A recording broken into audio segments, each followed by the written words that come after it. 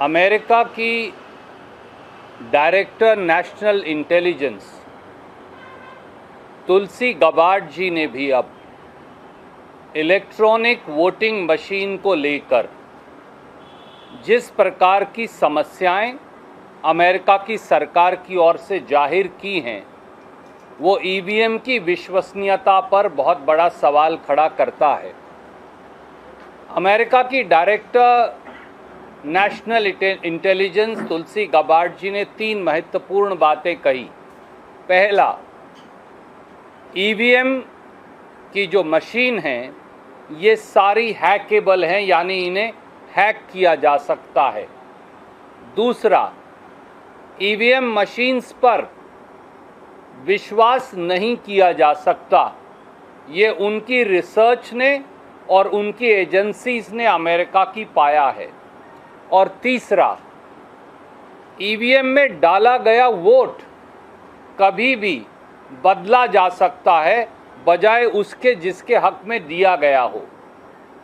हमारा ये कहना है कि ये तथ्य तुलसी गबार्ड जी द्वारा सार्वजनिक पटल पर रखे जाने के बावजूद अब 24 घंटे से ज़्यादा बीत गए। इलेक्शन कमीशन ऑफ इंडिया और चीफ इलेक्शन कमिश्नर चुप क्यों हैं? दूसरा सवाल है, प्रधानमंत्री मोदी जी, एनडीए की सरकार और बीजेपी पूरी तरह से चुप्पी क्यों साधे है? तीसरा सवाल है, सोर्सेज के द्वारा इलेक्शन कमीशन प्लांट करके ये कह रहा है कि ईवीएम बिल्कुल ठीक है, सामने आकर सीईसी ये बात क्यों नहीं कहते?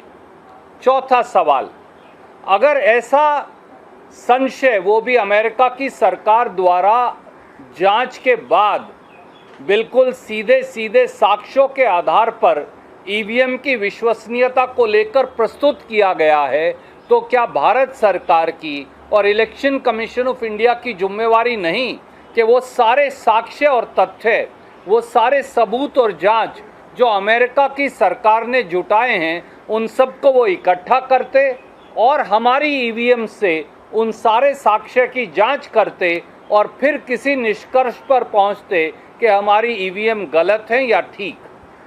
और पांचवी बात, अब ईवीएम का मामला सुप्रीम कोर्ट को क्या इसका सुओ मोटो संज्ञान नहीं लेना चाहिए, क्योंकि निष्पक्ष चुनाव बेसिक स्ट्रक्चर संविधान का हिस्सा है और अगर ये सही है तो निष्पक्ष चुनाव जो है वो प्रजातंत्र का और संविधान का मूल आधार है। और अगर वहाँ कुछ गड़बड़ है या वहाँ कुछ संशय है तो पूरी चुनावी प्रक्रिया और प्रजातंत्र की जो हमारी पवित्र गंगा जमुनी धारा है उसी पर सवाल खड़ा होता है। हमारी ये मांग है कि election commission of India, chief election commissioner, प्रधानमंत्री, एनडीए सरकार सामने आकर देश के सामने खड़े इन संशयों का जवाब दे, वो भी तब जबकि बहुत जल्द अन्य राज्यों के अंदर भी चुनाव होने वाले हैं।